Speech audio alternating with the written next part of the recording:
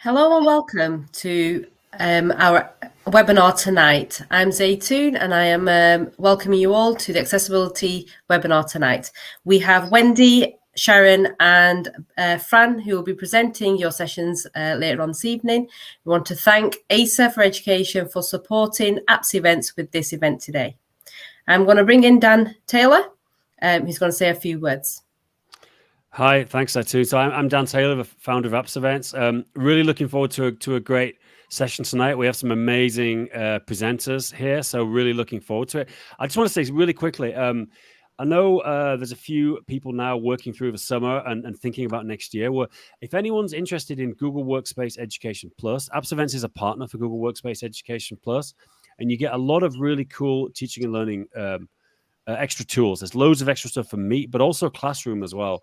You've got something called Practice Sets, which if you're interested in, check it out. Really great way to create interactive assignments and much more. And a bunch of other features. You can install third-party apps in Classroom as well. So get in touch. We can do a free trial for 2 months.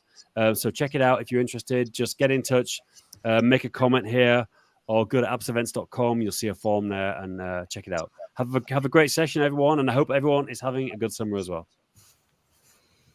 Thank you, Dan. Just remove Dan and I remove Zaytoon. Thank you for joining us.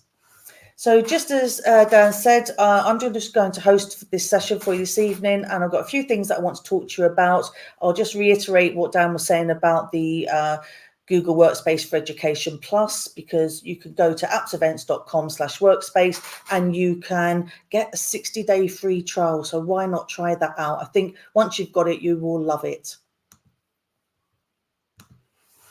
And if you're enjoying what you see today, once these sessions start, please make sure you get social and share it. We've got a couple of hashtags there. We've got hashtag Google PD, and also we've got hashtag Apps Events, but we've also got hashtag ASA for Education. So I'm just going to pop those in the comments there so you can see them. Please feel free to use those at any point through there. So if you're tweeting or using any social media, please make sure you use the hashtags so that we can see what you're talking about and get back to you. As Zaytoon mentioned, we've got 3 speakers. One is myself, and we've got Sharon Planter, and we've got Fran Berry.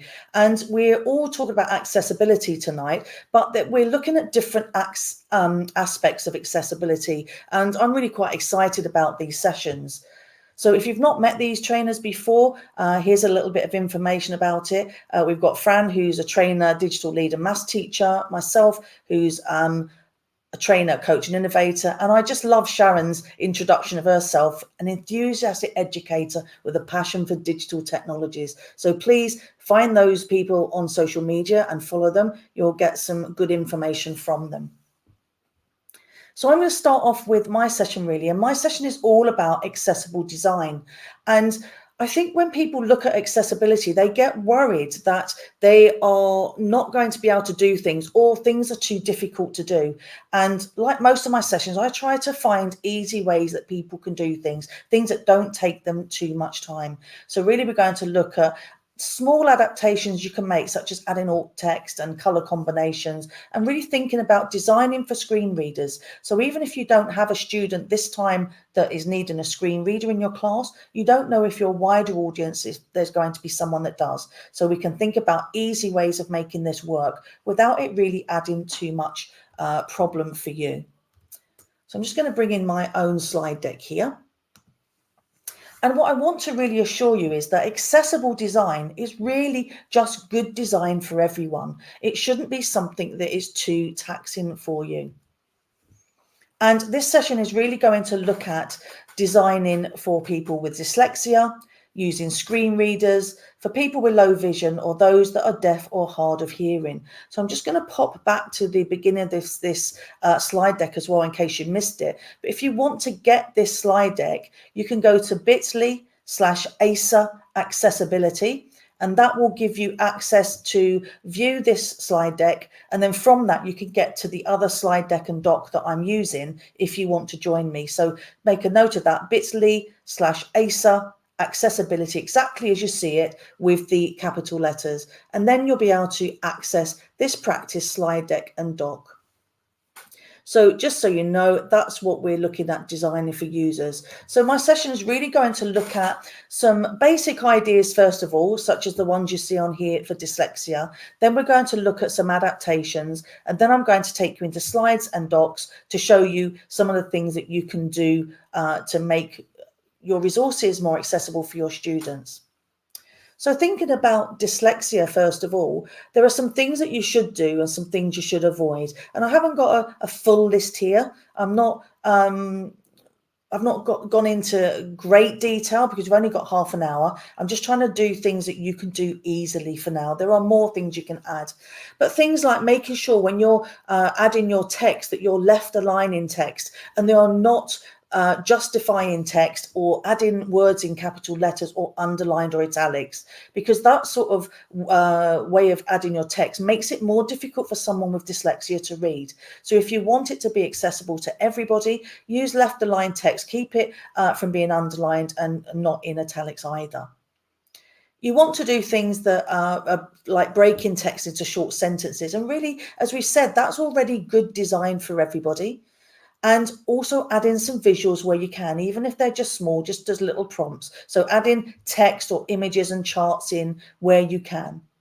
And for those with dyslexia and for other students as well, you might want to offer the information as a video, a podcast, or an audio recording.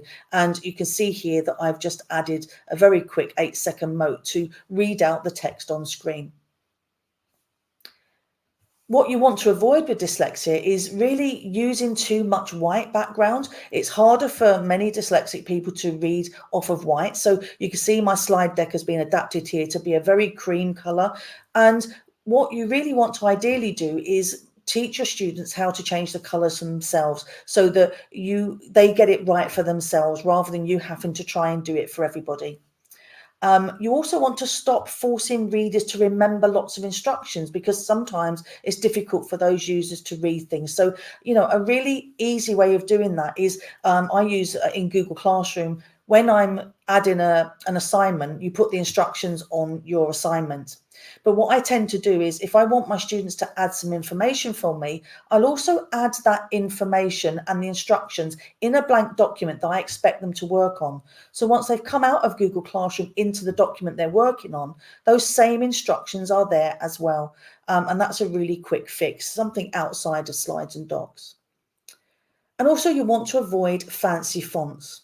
So let's have a look at some of the adjustments we can look at, and then I'll show you how to do these in case you've not done them before. So we're going to look at adding dyslexia-friendly fonts. We're going to look at voice typing, and Slides has voice typing in speaker notes, whereas Docs you can voice type on the doc. We're going to show students how to change the colour for the background of their own documents, and we're going to look at audio instructions. So that's the first things we're going to look at now, and I'm just going to take you into my slide deck so that I can show you how to do that. So I'm sort of going between things. So here we go. So first of all, with dyslexia, you might want to look at adding charts. So if you haven't done that before, you certainly want to make sure that you know how to do it, and look at the insert menu and make sure you know how to add a chart and which type of chart you want to use. For instance, I might want to add a pie chart. So if I'm working with students with dyslexia, and I know I've got students with dyslexia in my group or peers, rather than giving lots of text and lots of numbers, I might want to put it into a chart like this. And when you insert it into Slides, it's very easy to adapt. You just click on the linked chart and you click on Open Source. And once you've clicked on the open source, it will open a sheet that will allow you to adapt the chart that you've just added. So it might jump around a bit. It's taken a little while to load, but there is a chart there. And if I move the chart, it's probably just hiding my information underneath it. It's deciding to play up a little bit. Here we go. So I can change anything here to group 1 if I want to change it. Oops, sorry, typing in the wrong place because it's going a bit slowly. If I want to change that to group 1, if I want to change this to their test scores, for instance, I can change all the information, and I might want to just change some scores in here. So I'm just changing a couple of things just so that you can see what happens when I change it. Because I've changed the source data, if I go back in to my slide, and click on the update now, what you'll see is the updated information. So this is the bit I've changed here. Okay, so it's very, very simple to add a chart when you're in slides. And like any of the tools, you can always reduce them if it's the wrong size to fit on your slide deck. So very, very simple to do. That's your first thing. Try and get any data into charts, bar charts, pie charts, anything like that, but take away all those big numbers that make it difficult for people to read and understand and digest. For someone with dyslexia, and for many students, they like to receive information in audio notes rather than in text. So if you've got Mote installed, you will see it in the top bar here. So if you haven't got Mote installed, you just go to the Chrome Web Store and install it. Once you've done that, you can open your Mote recorder, and all you need to do then is click to start. Now I'll do that, and what I really love in slides is that I get 3 minutes in this particular account that I've got. You might get different lengths of time in different ones, depends how which version you've got, which update. And as soon as I finish, I can just click tick, and it will think about it, and it will pop a little Mote icon onto my slide deck. So this is what I love about slides, the fact that you can actually put your little Mote into, whoa, hold on, here we go. We're just waiting for it to retrieve it. Give it a second. It's deciding to go nice and slowly now. Of course it is. Always happens when you're trying to demonstrate. It always decides to go a little bit slower than you expected, or when you practiced it, or when you use it normally. Well, just give it a chance to see if it's going to do. If not, I'm going to stop it because there's something that's blocking it. I'm not going to waste too much time because I've got a lot to get through, but I should have been able to just put that in. I'm going to say yes, I'm going to cancel it, but what it should have done, it'll put a note, a little Mote icon, and you can click on that and your students record it. There's something just taking a little bit of time there, and I want to make sure I get through everything. But please try that if you haven't done it. It does work. It's just decided not to do it and show me and keep me on my toes, really. The other thing you might want to think about with your students, as I said, is making those background colors changed. So things like changing the slide background is very easy to do. So you can go into slides, you can choose change background. And when you're working with a group of students, you might have several different people with dyslexia in your group, but all know that they've got a slightly different preferred reading background color. So you can't always get it right for everybody. So if that's the case, what you want to do is make sure you share your resources with people beforehand so that your students can make those changes from themselves. So at this point, I've got a very pale creamy color. I can click on that. If I want to choose like a bluer color, I can do that and click done. Some students will prefer that color to read off. So like I said, you're not going to get it right for everybody. Teach your users how to do this for themselves so that they can get it the best for them. Voice typing. Voice typing is excellent. If you're very slow at typing, if your spelling's not as good as you'd like it to be, and that's not just for people with dyslexia, there could be loads of people that don't type quickly or just, have trouble spelling certain words, you can do voice typing. Now in slides, your voice typing is just in the speaker notes, not on the slides itself. Okay, so this is where your speaker notes are down the bottom. So all you need to do is go to tools. You can go to voice type speaker notes. If you've not used it before, it will come up asking you to allow the microphone. You have to do that. But because I've used this before, I just need to click to speak, and I can add any text, and I can talk about my slides, and all of that will be added to the bottom of the speaker notes. And when I finish, I simply click the microphone again. So what we can see here is that it might not be 100%, but it will be better than you can type quickly if you've got dyslexia. It might help you just to get started, and you can go in and make any amendments to that you want. So slides, we've done it in speaker notes. I'll go into Docs in a moment and show you the same features in Docs as well, so you can see the difference. And the last thing I'm going to show you for dyslexia in slides is how to add dyslexia-friendly fonts. So if you've never added any fonts before, you can just go up to where it's got the fonts here, and you can add more fonts. And if you're not aware of it, I have no idea why everything's decided to run so slowly. Always happens when you start your recordings. Okay, I'm just going to refresh that screen because it seems to have decided to go very slow again. Let's try again.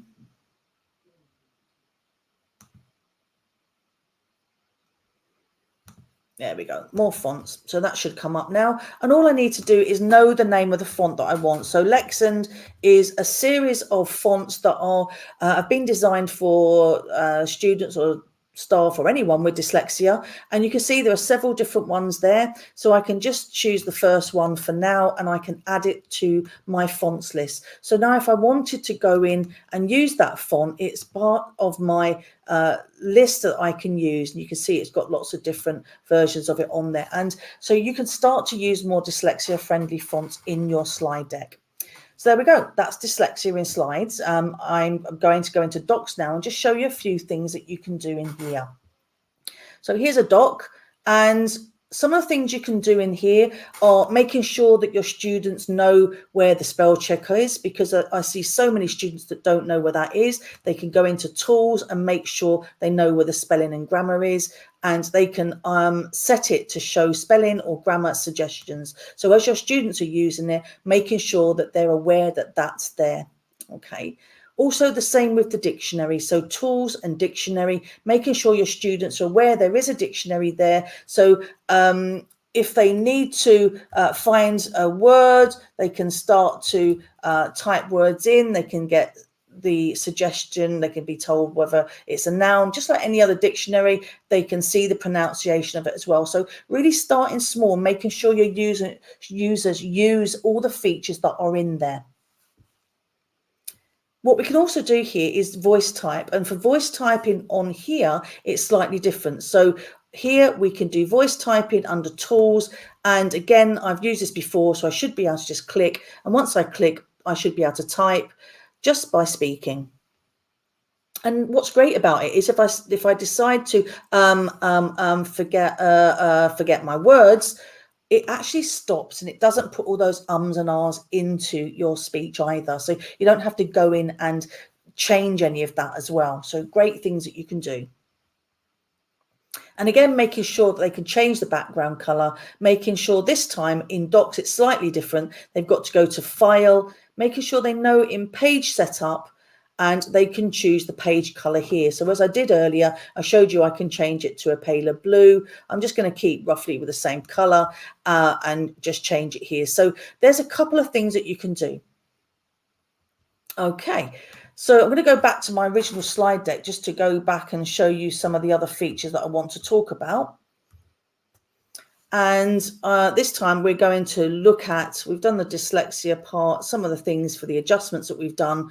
I want to go on to really people with low vision. So you can see my slide looks a little bit different here. I've tried to put a good contrast on it. So white text on black is a very good contrast to use. Yellow and black is a good combination, but you can always Google and see what good color contrasts are for low vision, and that will help you to make some decisions. But there's some other small things you can do as well. You can make sure that when you're trying to highlight something as important, such as the word hint here, that you're not just using color to show that something is important, because it might be that not only someone has low vision, but they may have color blindness as well, which will prevent them from seeing some of the distinctions between the colors.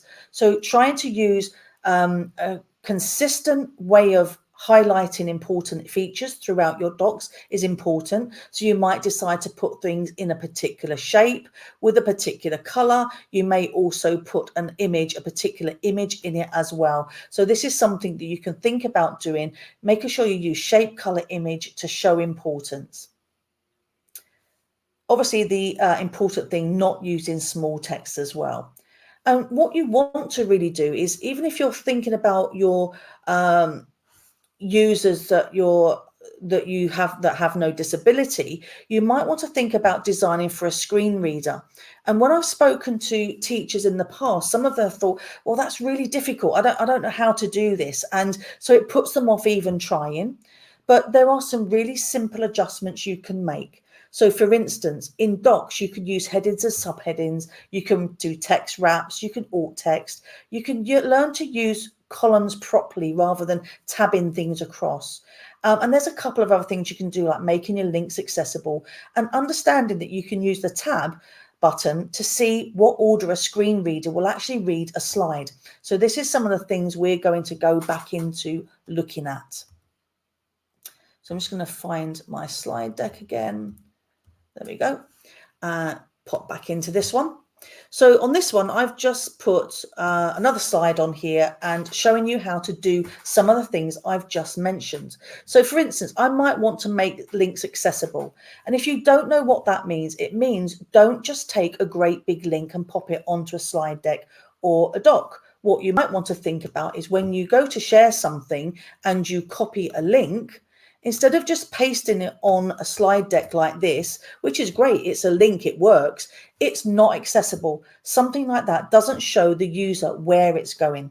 So you want to make sure you make that link look more friendly, more usable. So for instance, this is a slide deck and it's about design for accessibility. So rather than putting that long link on, I might just put a really good description of where the students are going, and I might then actually put the link on and paste that same link, but as a hidden link behind the description. So that is such a simple adaptation to make. It will make your slides look much nicer, but it'll also make it signposted for a user. The other great thing is somebody using a screen reader, it will be read out. It will say slide, link, designed for accessibility. Whereas before it would have read out that great big link and the user wouldn't have known what that was about. Now, the next thing I sort of wanted to show you here is using a tab to see the reading order of a slide. And this is something actually I didn't know until quite recently. But if I take my cursor out of any of my text boxes and I just press my tab button on my keyboard, you'll see that every feature on my slide deck, every part of it, every shape, every text box will in turn be highlighted. So that's the first box. Then there's the image of the circle. Then the next thing that comes up is the text box that says low vision. And the next thing is the text box that has all the information in it. Now that's great because it came in the right order. It showed me that the bit that says low vision will be read out before this body part of the text. But if I wanted it to be the other way round, I can simply change that. I can actually go to arrange and I can go to order and I can send to back. And this time, if I do the same, if I tab, you'll see that the first thing that comes up is my main part of my text. Then I'll click again, tab, tab, tab. So now that's in the wrong order. Okay, so now it's not reading the title first. So using the tab, really easy way of knowing how a screen reader, even if you've never used a screen reader, you know now that you can put your slide in the right order to be read by somebody that needs a screen reader. A great little tip, something I learned only very recently. You might also want to use things like sharing a presentation in HTML view so that screen readers can access all the slides in one scrollable page. And you can simply use Control plus Alt plus Shift plus P. So let's have a look at what that looks like. Control plus Alt plus Shift plus P. And if I do that, it will change the look of my slides and it will end up as a web page when it decides to come in. And now somebody reading this on a screen reader will actually be able to just read all the slides really quickly without having to change slides. So again, a nice easy thing that teachers can do without it taking too much time from them. You know, all the things I want to show you are things that you can make reasonable adjustment with without taking too much time.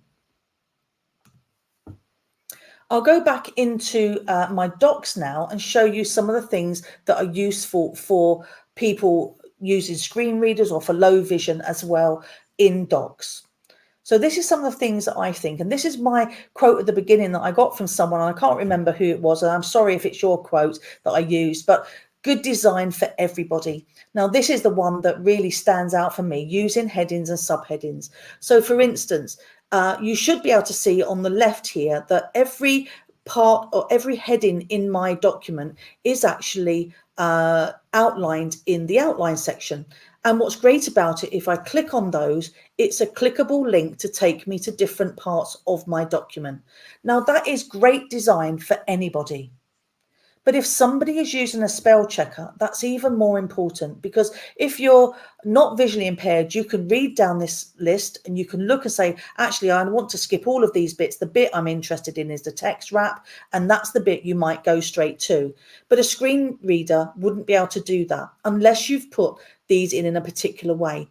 And all you need to do is, when you type something, when you make a header, all you need to do is select it, and instead of making it big and bold and italic here as you might normally do, you just need to go into the text styles and choose a header 1, header 2, header 3. I've chosen a different one there for you to see, so that you can see that when you make something and use the styles, it will actually pop it into the header, into the outline here, and it becomes a clickable link. But more importantly, somebody using the screen reader, it will read that out and they can say, nope, don't want that section, tab, it will go to the next session, voice type in, no, tab, and again. So really, really easy way for somebody to use that with a screen reader.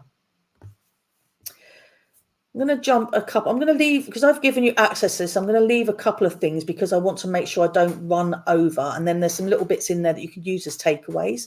So things like text wrap. So if you're using images and you want to use images with your text, if you're working with people with low vision, it would be almost impossible for them to read text that is overlaid over an image like this. So all you need to know when you've got an image here is that you can use the text wrap. You can just roll your cursor over it, click, and your text will wrap around the image.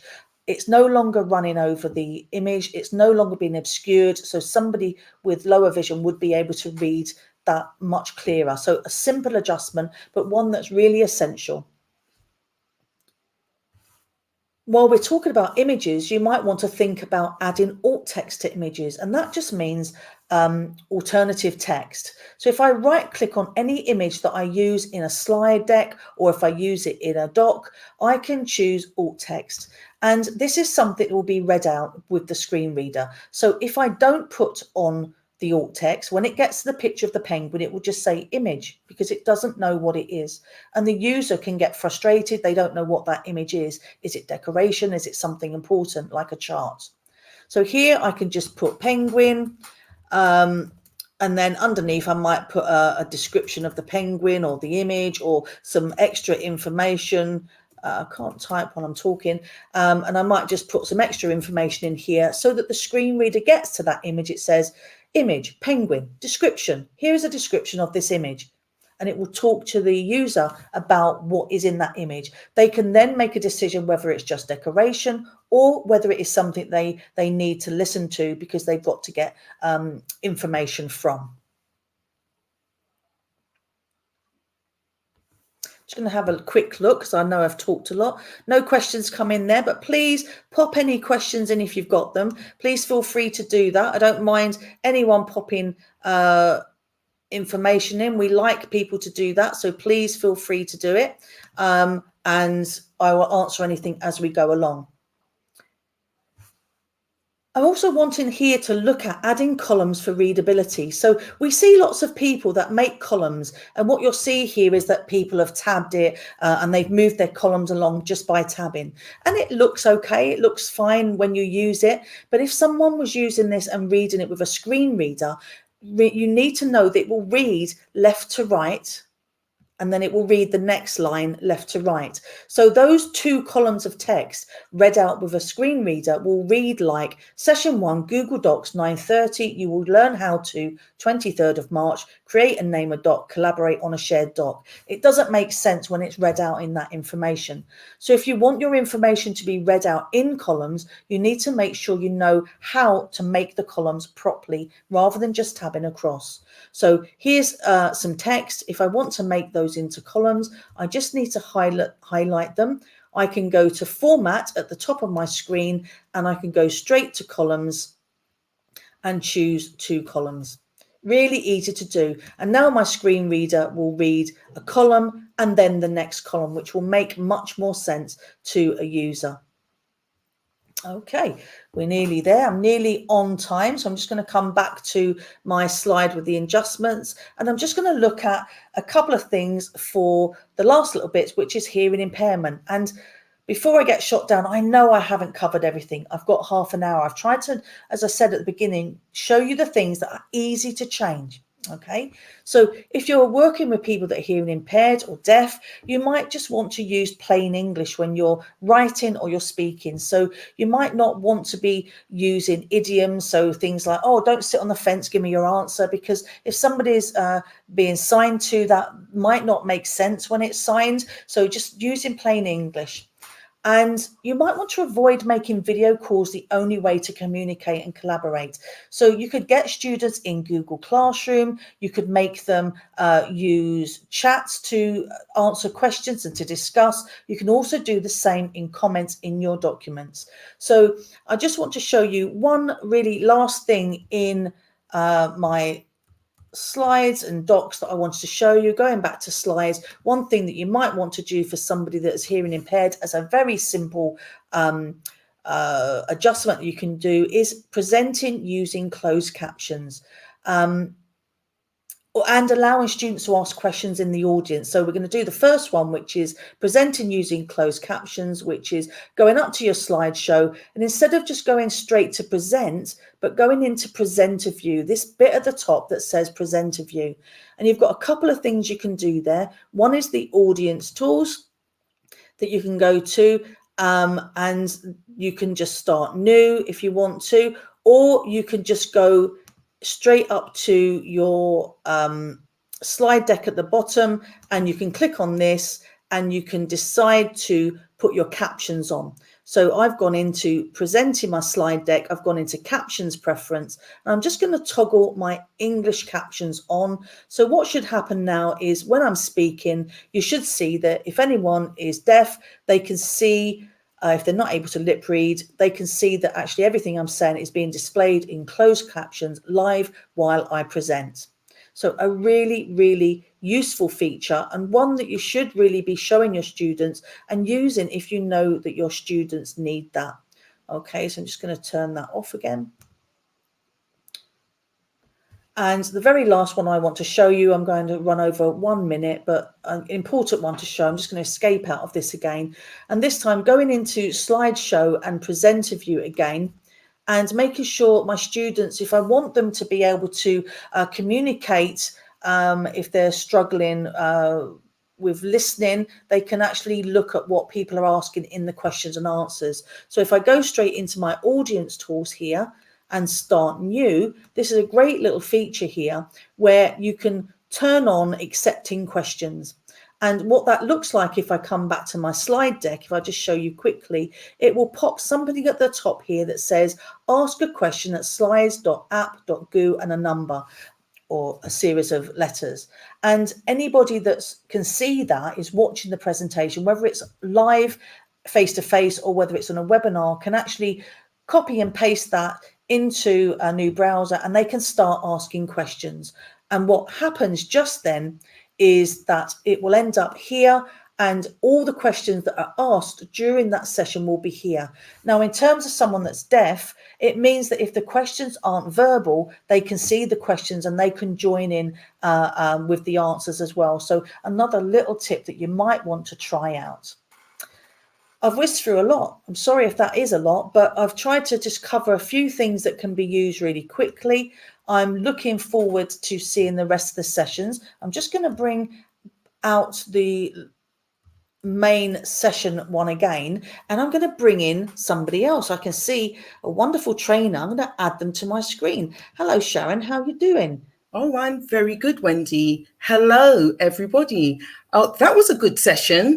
These like are it? some of the, yeah, it's some of the tools that I use accessibility-wise, and I have hearing impaired, deaf, visually impaired students, and you know, you've really come up with some good tools that you could use in order to make it inclusive. I'm hoping that they seem easy as well. That was the bit I was looking for, is that fear of teachers going, but I'm busy, I can't do any more. And I'm trying to show that they are things that you can just do in your everyday designing of a doc or a slide that don't really take any extra time. That's what I was aiming for in that session. So I'm hoping that's come across okay.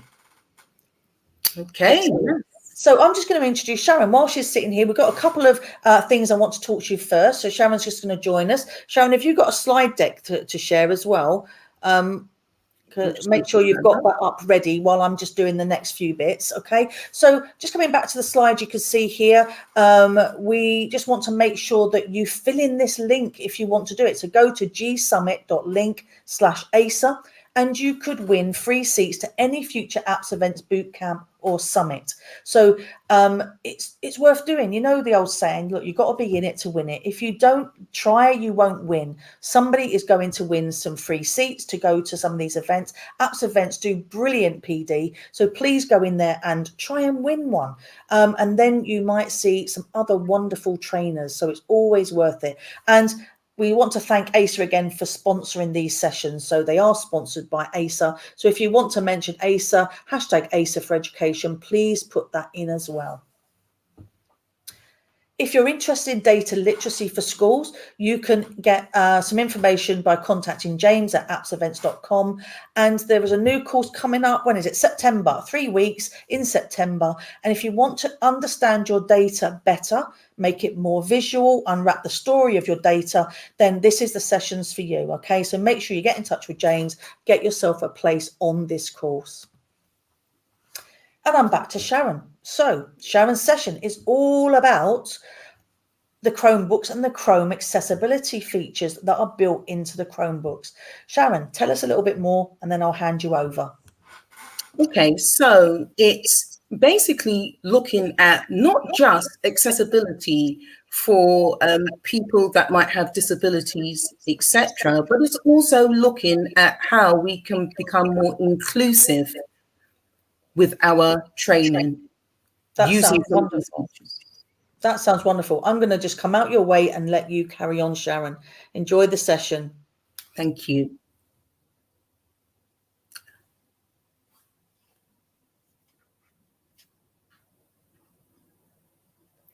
Hello, everyone, and welcome. This is looking at the Chromebook accessibility tips and tricks. I'm Sharon Planter. I'm also a Google certified trainer. And of course, I've got a lot of energy when it comes to digital technologies. So welcome, everyone.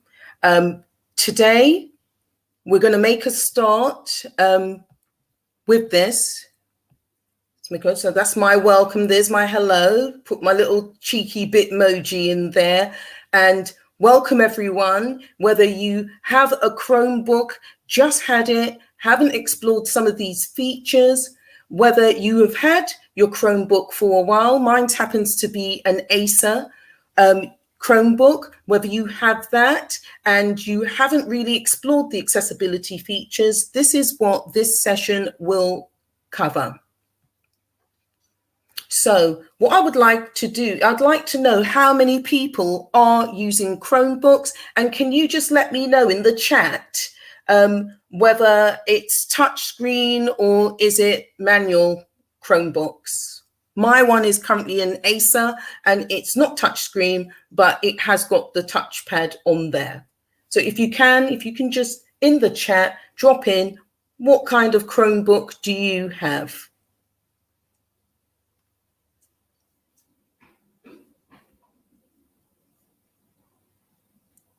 Okay.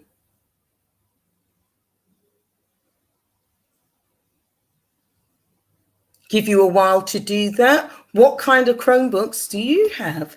How long have you been using your Chromebook? And do you use accessibility features? These are the things that I'll be repeating this as we go through. If you guys are all ready to make a start on this, I will start the session now.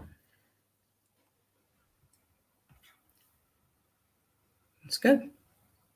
Okay, so First things first is to make sure you are aware of where your accessibility features are located. And this is in order for you to use it. There are several ways in which you can find your accessibility features.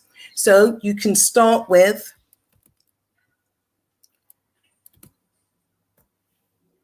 just going to your clock here. And if you have a look, you can see here is the accessibility logo here. And then it has a list of all of the features that you might have on your Chromebook. You also have a bit here, which is your settings. This is the accessibility settings. And this is what I normally use, accessibility settings here, which gives you more detail when you are going through your Chromebook accessibility features. So it takes you to this. If I just do a quick search up here, it will also be able to pick up a quick way of you getting there. You can see anything. I haven't even typed accessibility features in properly yet, and it has shown me the options in order to get your accessibility features up. So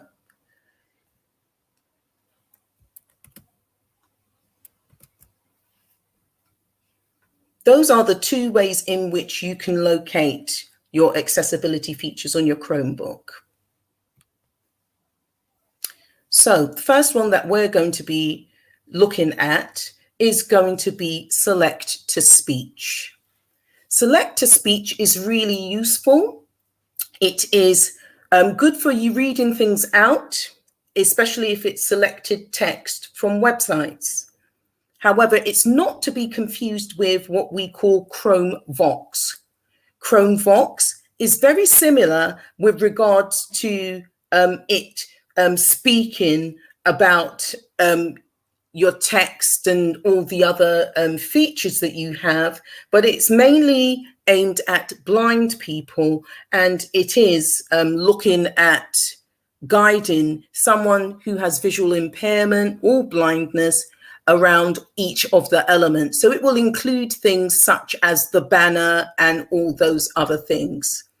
With the select to speak, you'll find that I'll always have some form of shortcut key that can help you whilst you are doing that. So I'm going to go back to my bit here. This is the Chromevox in which I was talking about here.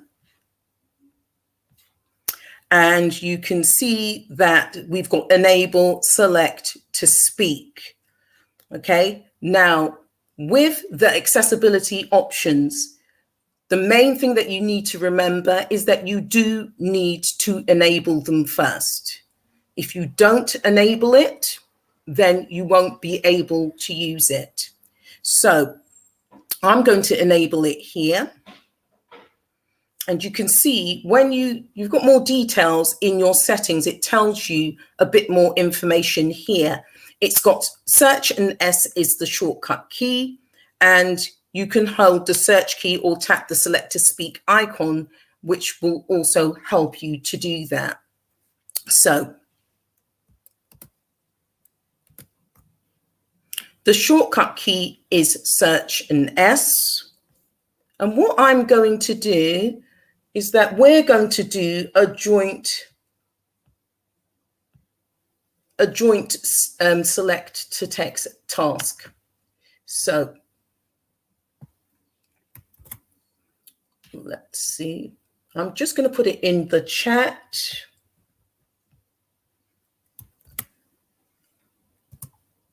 I'm going to be using my Wikipedia page here, which is looking at happiness. So let me go to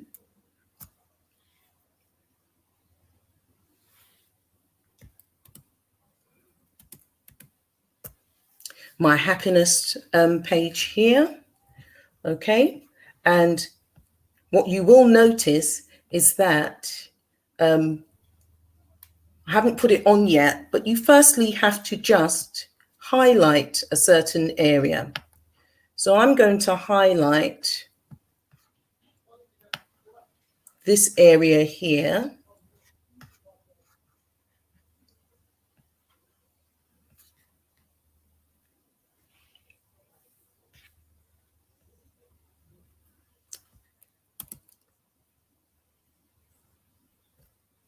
And then I'm going to do search and S. Sorry, I have to come out of this.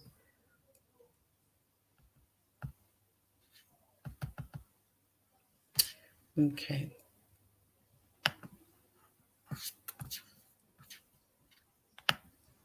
I'll get that sentence there first, and then I'll do search and S. Happiness is subject to debate on usage and meaning 3, 4, 5, 6, 7, and on possible differences in understanding by culture. 8, 9. Happy children playing in water. The word is mostly used in relation to 2 factors. 10.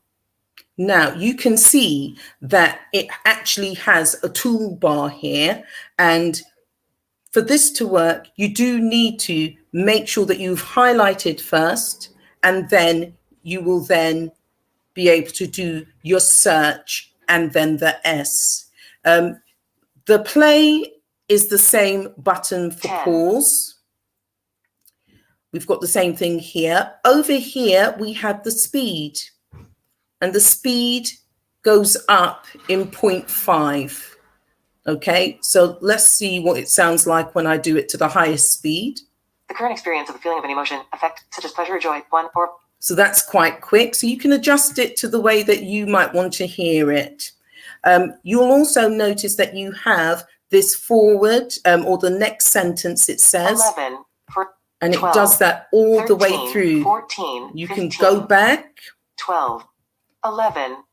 The word is mostly used in relation to 2 happy children playing in water. Tabs to the other sections as well. So you have got quite a variety of tools that can be used here. I've put the link into your chat. So if you want to have a go at doing this, remember, make sure that you have enabled the select to speak first.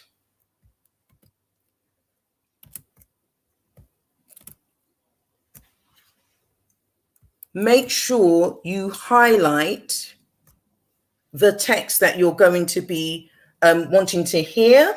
So you can highlight it.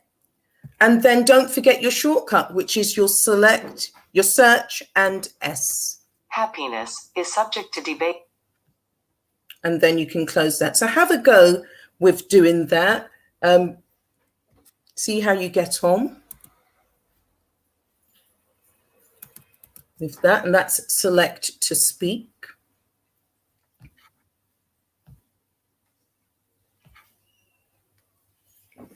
I've used Wikipedia, but of course you can use other things as well, but it is quite handy so that you know exactly what it is that's being that the text is saying. You might be someone that you may not have enough time to read anything, so therefore you might do that whilst making your notes. You might have students that would respond better by listening to the text as opposed to reading it. They might be slower at reading these things, which is quite helpful.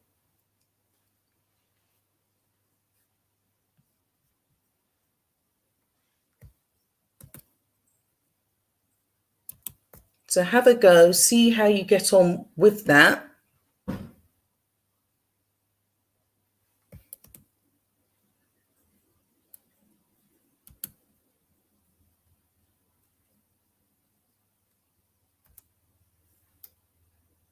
And take it from there.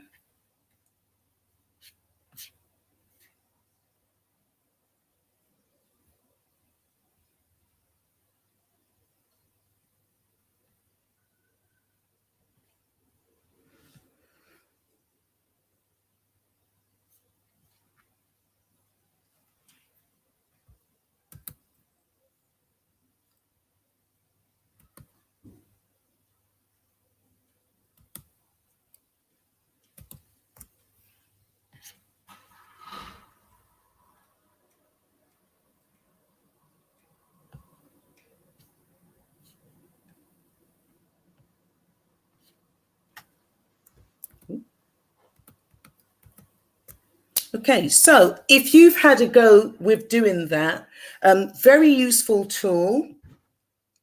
Of course, I say that that would be very handy for anybody that has students that don't like to read lots of things.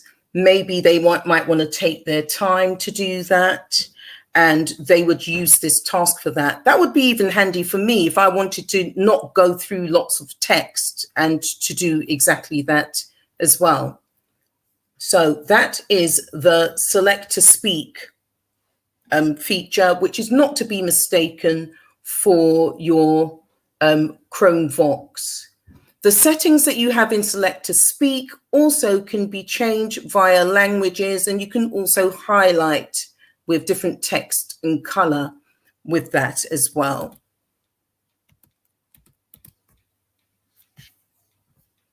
So we can open the settings here, and then you'll be able to see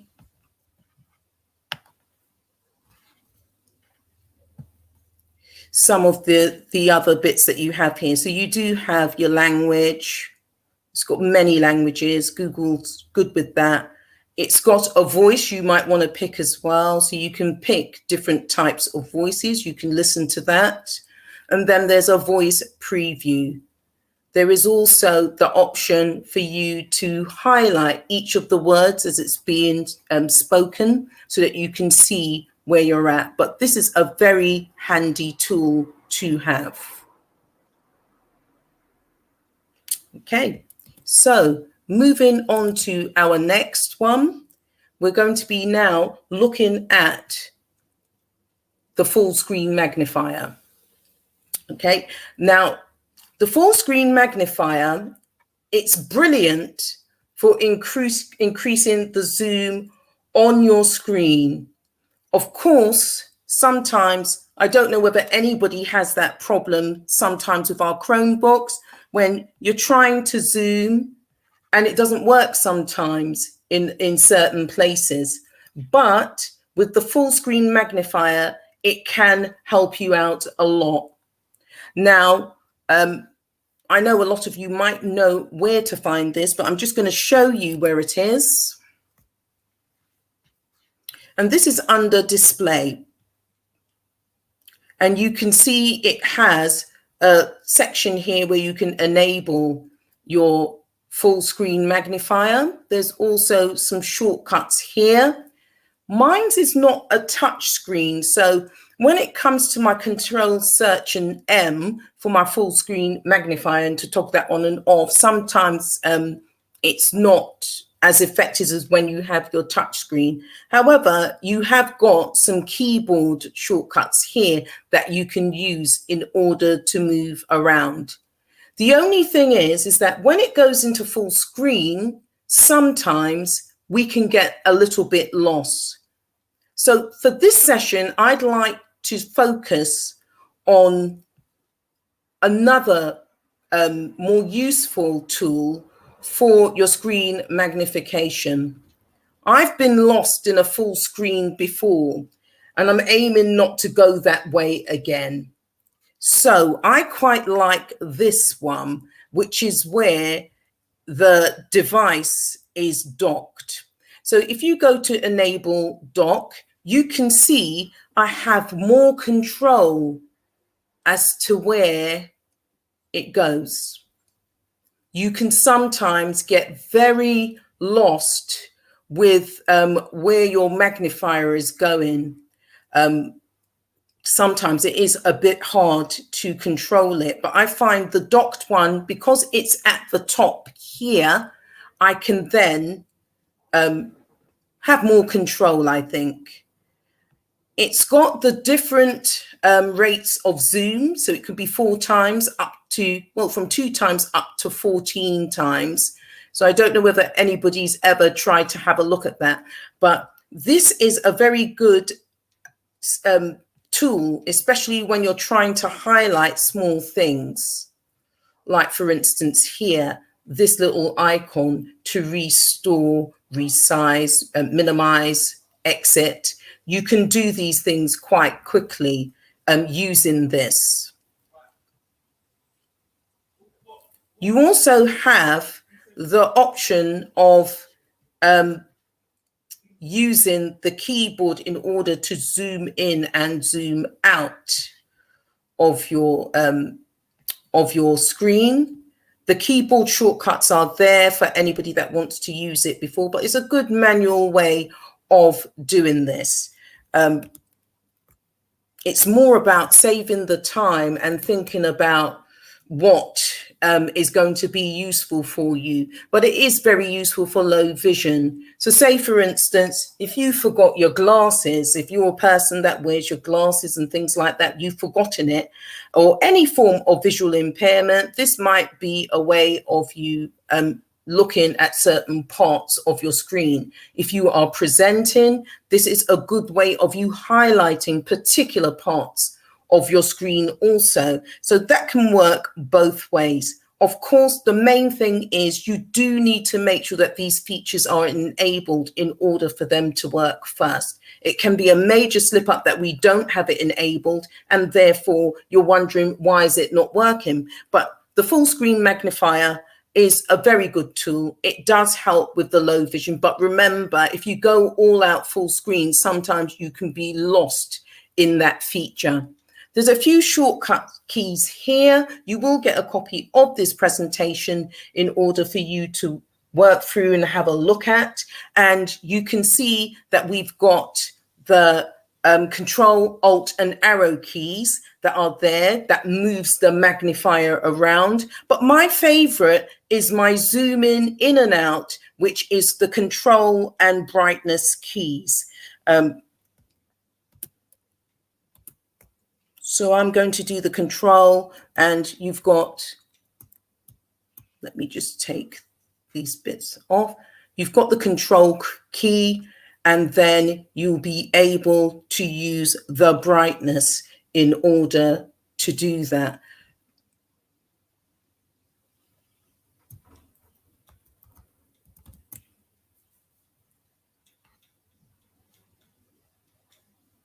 Okay, let's just make sure we've enabled the full screen magnifier, and then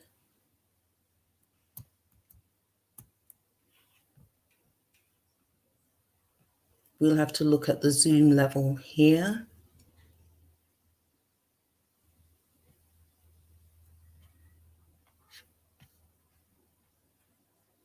And we'll have to see, this one works quite well, especially if you've got your touch screen on there. To zoom in and out. It's the Control and the brightness keys.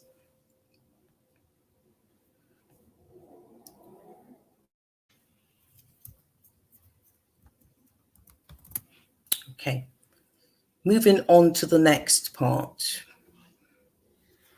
So I'm going to have a quick look at this feature, and this is the dictation feature. With the dictation feature, it enables you to type with your voice, but you're using it on any text field. So to give you some examples of text fields that we're talking about, we have got, for instance, any text editor, because remember, this is your Chromebook that's doing this. So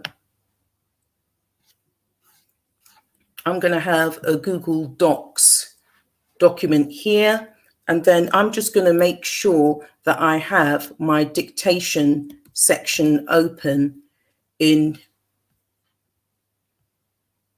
here. So this will be under Enable Dictation, which is under Keyboard and Text Input.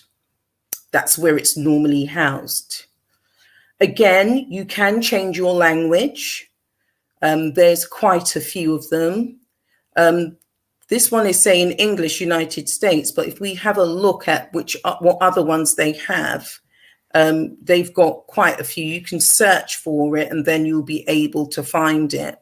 But the main English one that you have is your English. Looks like it's the American English that we have at the moment available, United States. So it's been enabled here. The shortcut key, just to remind you, is the search and D button.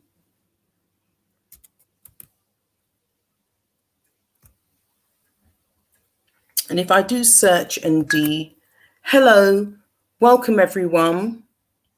Well, it's switched on and it should be working now. However, you can see that it's not exactly perfect because I'm quite sure I said switched on.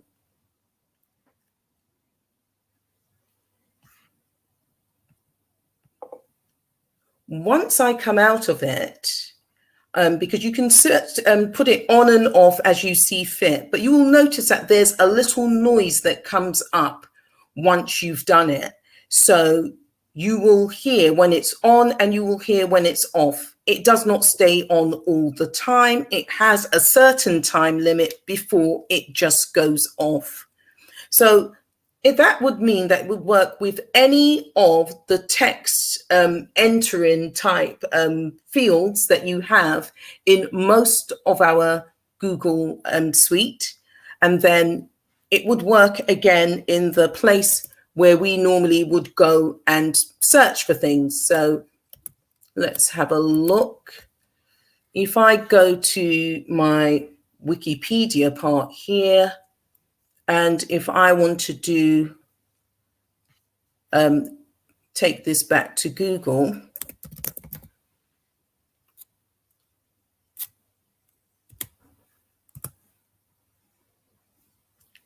and when I go to Google,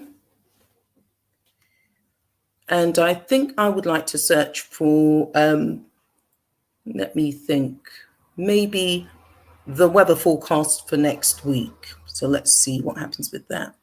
So it is the search and D. You can hear it's come on.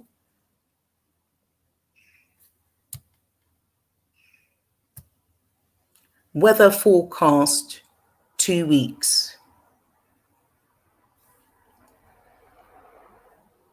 London. And that will come up with that without me having to type this in. So I'm interested to know what the temperatures are going to be like. Ooh, and it looks like we've got a very good forecast for the next 2 weeks. So this is quite handy for those students or people who might find that they're quite good verbally at expressing themselves, but may struggle sometimes with, say, for instance, terms, how to write the terms, like, for instance, Pythagoras theorem. They might be talking about that, but they might not know how to spell it. They'll have all of the information that they need. They can verbalize it, but this is a good way of them doing their searches accurately without the stress of getting the spellings wrong.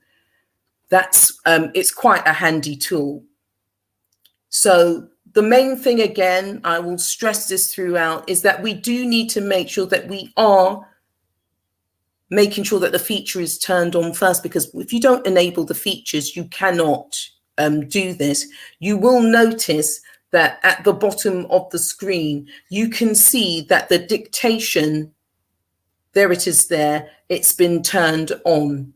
So you can see that symbol to know that it is there. And as soon as you go into a text field, you can use it. Of course, to turn that off, you can make sure that you go into your settings and then you take it off. This also can be done very easily from here, as we showed before, where it can be turned on and off. Okay. So your task, why not have a go? Try to Google using your dictation tool. Try and Google the different bridges in London. How many bridges have we got? Think about that. And then think about 3 ways you could use dictation. Hello, Wendy. Hello, they were brilliant features. Thank you. While they're having a go at that, maybe we can have a little chat. So they've got their task there. They can have a go and try it. It's funny. We've both used. You've picked up some really great features there, but we're both using one that we've not even mentioned, and we both use the highlighting our mouse with the red circle. I noticed that. Now that's, it's an accessibility feature, but actually it's just a really useful feature for everybody to use. Absolutely. If you're teaching and you're showing on screen and you want someone to be able to easily see where your cursor is, that's a wonderful way. And again, that's another little one you can switch on in the accessibility tools. So yeah, hopefully people are having a go at that, and hopefully they'll carry on having a go at that at the moment. I'm going to bring in Francesca, if that's okay. Francesca, are you with us? Are you okay there? Hiya. I am, I hope. Hello, Francesca. We've not met before, have we? So it's the first for us. So so we're going to bring in Francesca in a minute. I'm just going to let her get ready for her session. Sharon, I want to thank you for your wonderful session, and just want to make sure that you all follow these wonderful trainers, because they've got some useful information to share, and you can keep the conversation going. So Sharon, we're going to say goodbye to you, if that's okay. Can I just say that the slides will be available, and it does have extra parts which covers the mouse and cursor features that you're speaking of and other things. But yes, thank you very much. If you share that with me in the private chat, I'll pop it into the link. Brilliant. Thank you, Sharon. You've been wonderful. Thank you, everyone. Bye. So, Francesca, I've just got a couple of things I want to go through. First of all, let me bring back my slide deck, and then I'll bring yours in. So thanks, everyone, for continuing to stay with us. 2 great sessions so far. We've got Fran's one to come, which is going to be amazing. Just want to make sure you're all aware that ASA is sponsoring these events. So this is why you get them for free. So please check out the ASA Chromebook range. You can see that they've got sizes from 11 to 15 inch. They are ruggedized, so they do well with being dropped repeatedly, extreme heat, extreme humidity, and they are rain resistant. So they've also got some great features like 360 form factors. They've got rear and world facing cameras, and they've got a stylus. Many of them have also got touch screens. So if you're interested in trial units, questions, comments, please get in touch with ASA for Education at emea@asa.com. Please go and check that out, and please check out the range. They've got some wonderful ones.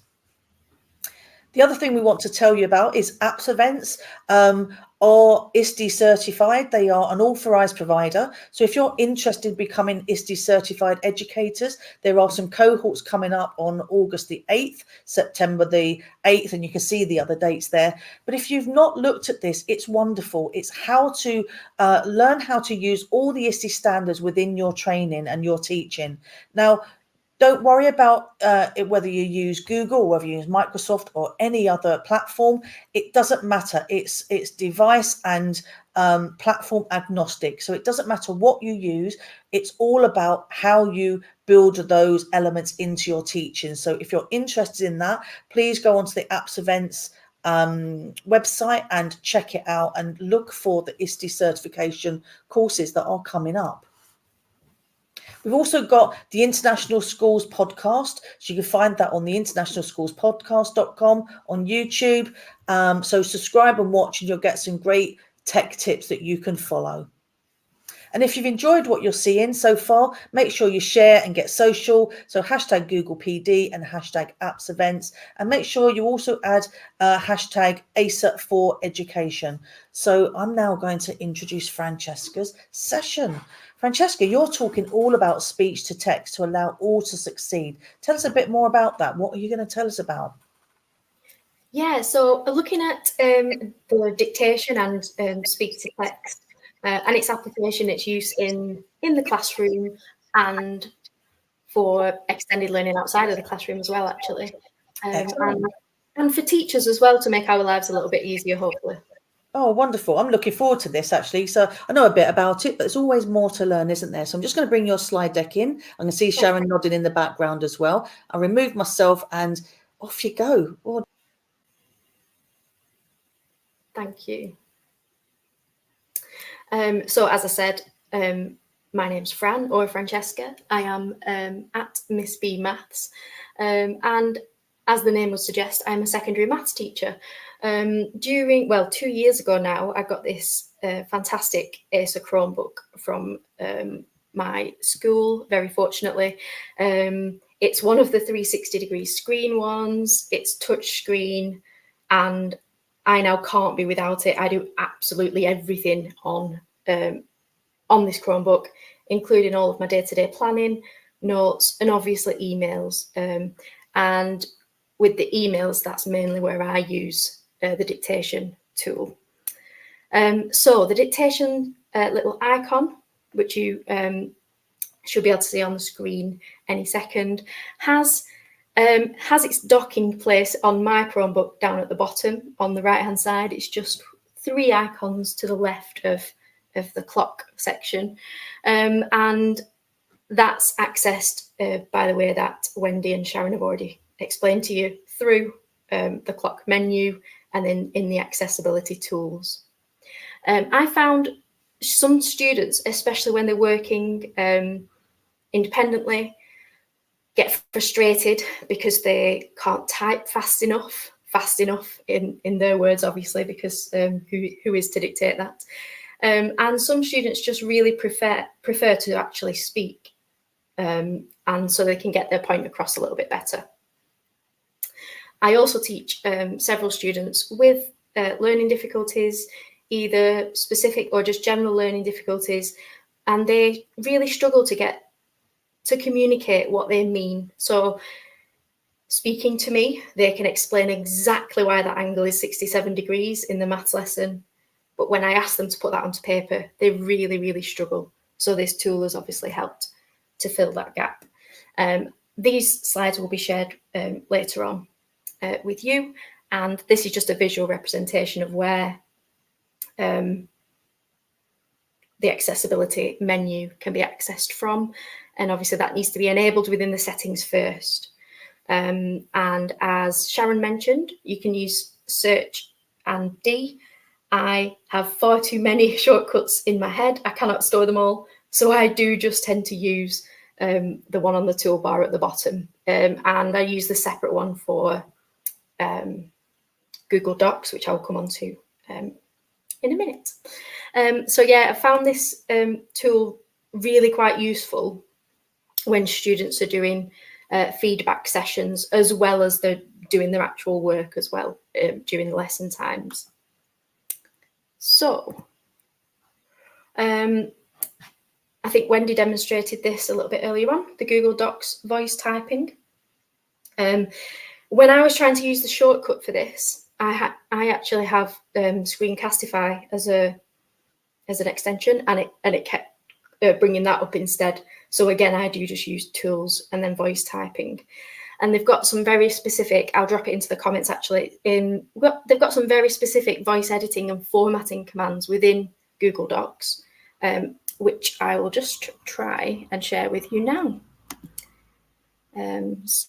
So if I go on to my drive.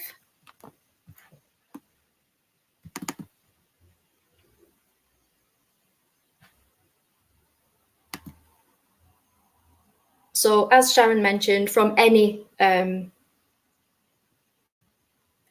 where your cursor will go, you can actually just use the dictation tool. And I think we have all got the cursor highlighter on, haven't we, as well today, which is quite good. You can just use the dictation tool from there, but I'm going to go to tools and then down to voice typing. And just in the chat now, I'm just going to share some of the specific commands so that you can join in if you're having a look at this now. So that should have popped up. Hopefully that's just popped up in the chat. So from this section, you can also format the text as well as getting it to actually type. Okay. So if I just make a start on this now. Welcome to my session. And I'm going to leave it there. And I'm going to delete that. Sorry.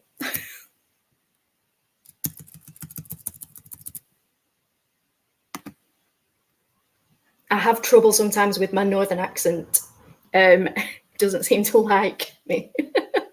So that's a good one. And you can then use the commands that I've just dropped into the chat in order to help you to actually format the text. So you can literally just use this for everything that a student might need to do in order to format an assignment or a piece of work, piece of homework, piece of classwork, whatever it might be, in order to format that correctly. Select all.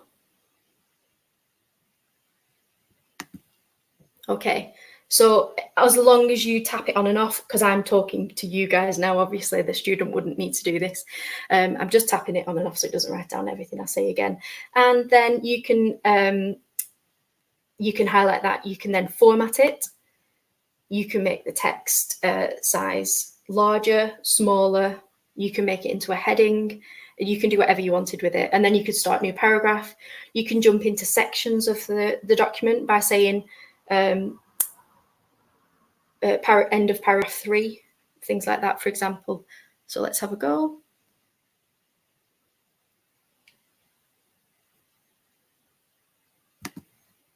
Increase font size. Increase font size. Center align. Okay.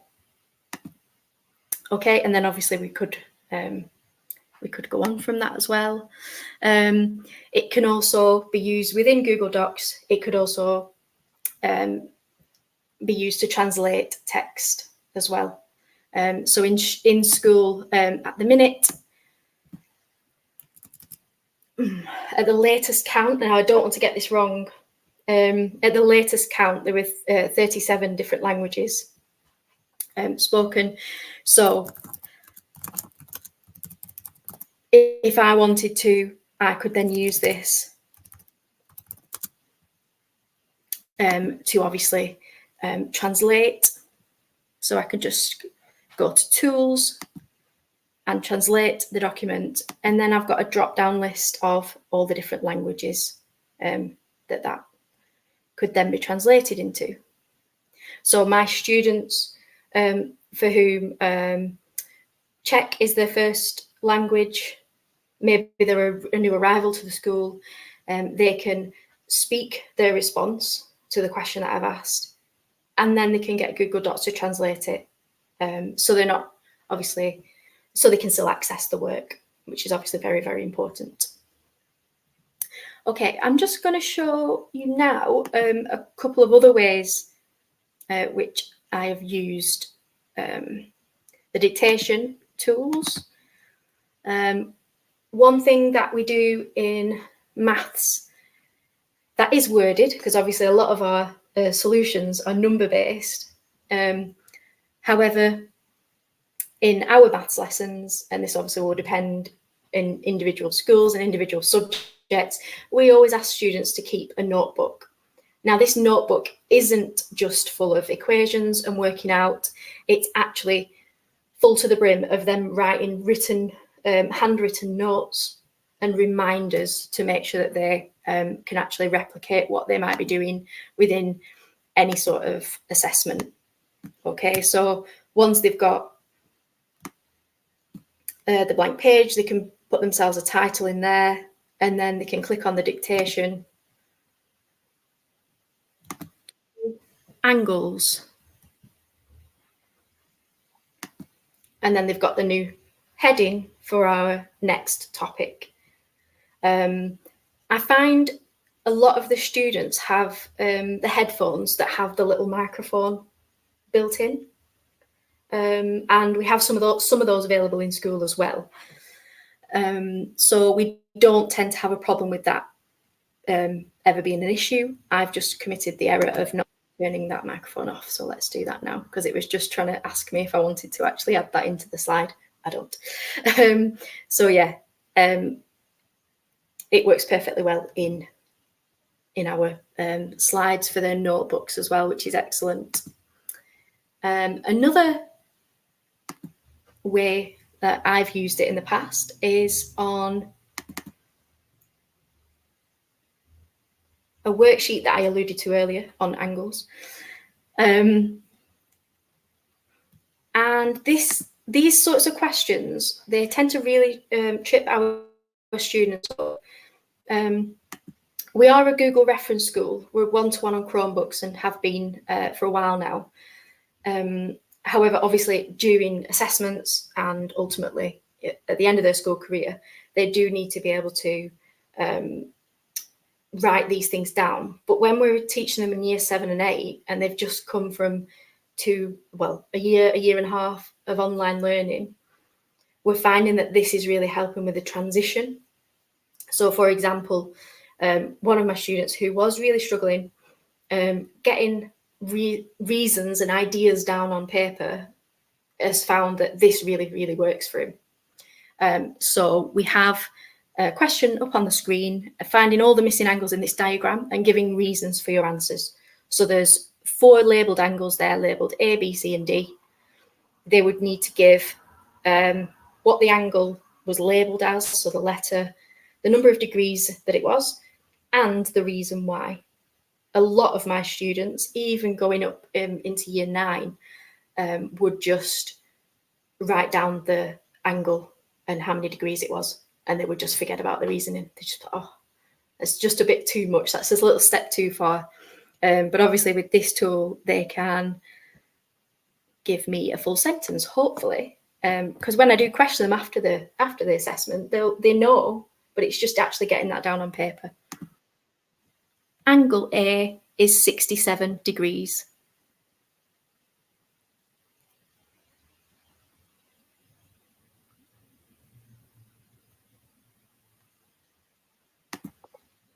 Okay, and the good thing about this being in Google Docs, this worked earlier, so I hope it still does.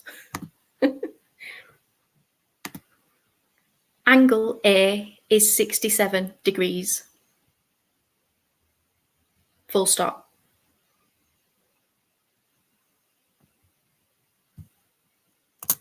Earlier it put the degree symbol in for me, but never mind, I'll forgive it. The reason is that it is corresponding to angle 67 degrees. Obviously, I can just jump in there and change the number 2 to the word 2. And then we're done. And I think the confidence that this gives our students is massive, because actually for them to write that sentence in a maths lesson, they almost have some sort of resistance against actually forming those sentences. But to get them used to it in this way, and to help our students with additional needs to actually complete the work, this has been a fantastic tool.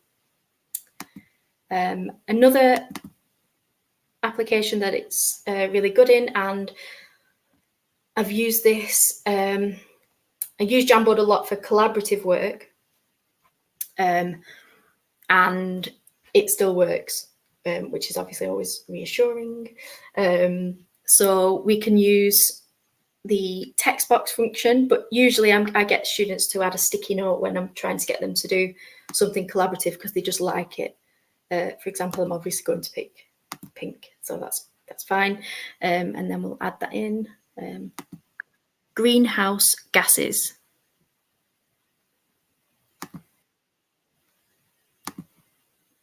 So this could be, for example, a piece of homework where you're asking students to contribute, and this way it's accessible for all, and also it's quite easy for the students to complete. So in my experience, they're more likely to actually do it. The other app that I mainly use personally, the dictation tool, is on emails when I'm at the end of a very long day and I just can't face typing anymore. You don't even have to sit down to do it then. You can just, unplug, just be walking around with your Chromebook in hand and dictating the email. I find it, now that I've done it quite a few times, it's got used to my voice. It is fine with punctuation, starting new paragraphs, adding a full stop. And I just find it's really, really, really useful tool to make sure that my time is being used wisely as well. And let's have a little look.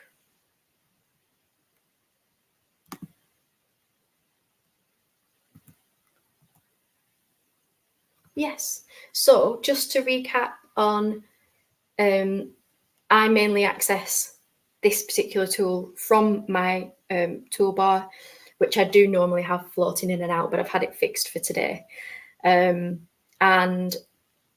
I've mainly used it so far in Google Docs for students and Gmail for myself, but obviously anywhere that you can put in your cursor and something's going to type, you can access it and you can use it. And the specific voice commands one on Google Docs is the one that allows you to format things.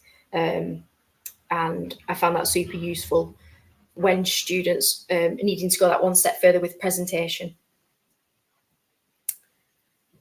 And I think that.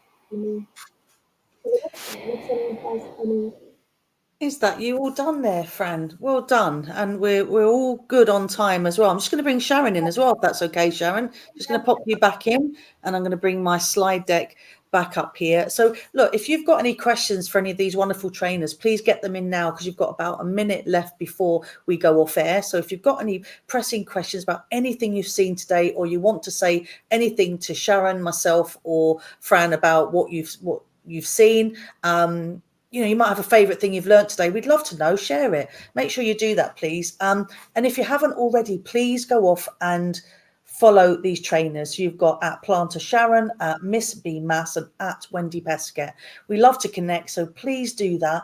And that's really goodbye from me and from all of us, really. I'll let the others say goodbye themselves, and we're going to go off air. I'll just take us off screen, and I'll leave us on for about a minute in case any more questions come up. Okay, so take care, everyone. Look after yourself.